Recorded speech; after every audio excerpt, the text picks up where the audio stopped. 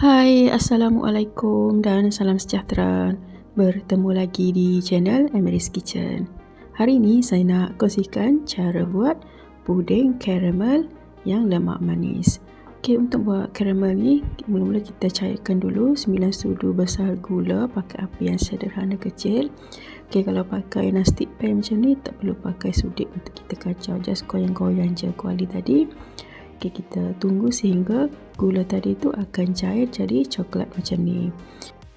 Okay, bila dah timbul buah-buah halus tu, bolehlah masukkan lebih kurang 2 sudu besar air supaya kita punya karamel ni tak terlalu pekat.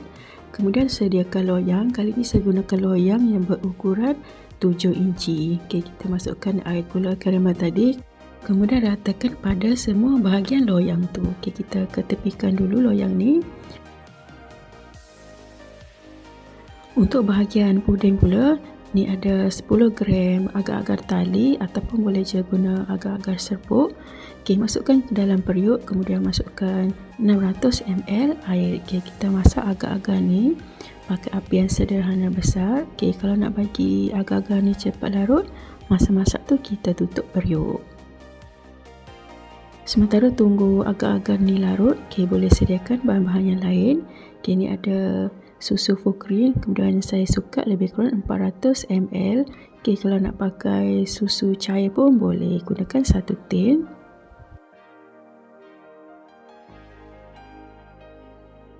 Okay, bila agak-agak tadi dah pun larut sepenuhnya, bolehlah masukkan susu tadi. Okay, nak wangikan lagi puding ni, boleh masukkan sedikit esen vanila, lebih kurang 1 sudu kecil. Okay, boleh masukkan juga susu pekat manis ataupun gula, dan saya masukkan 2 sudu besar tepung custard. Okay, tepung custard ni kita pancur dulu dengan sedikit air.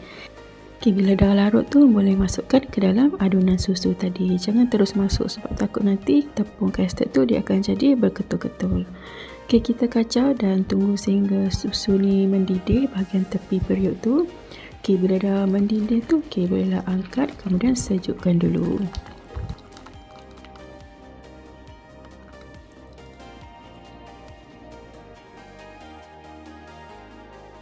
Okay, bila adunan puding ni dah pun mula suam, okay, kita tuangkan ke dalam loyang yang berisi gula karamel tadi.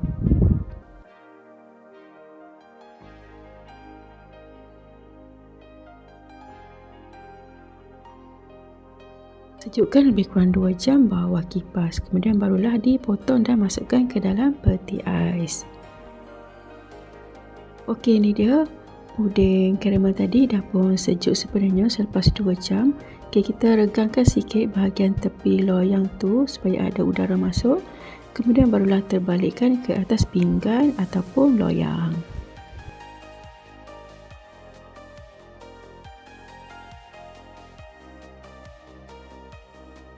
Okey, ini dia dah siap pun puding karamel tadi.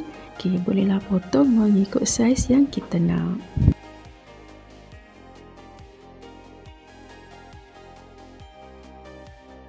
Puding ni memang sesuai lah makan ketika waktu panas macam ni, tapi sejukkan dulu dalam peti ais. Puding karamel ni memang sangat sedap, lemak-lemak manis macam tu, tapi tak terlalu manis.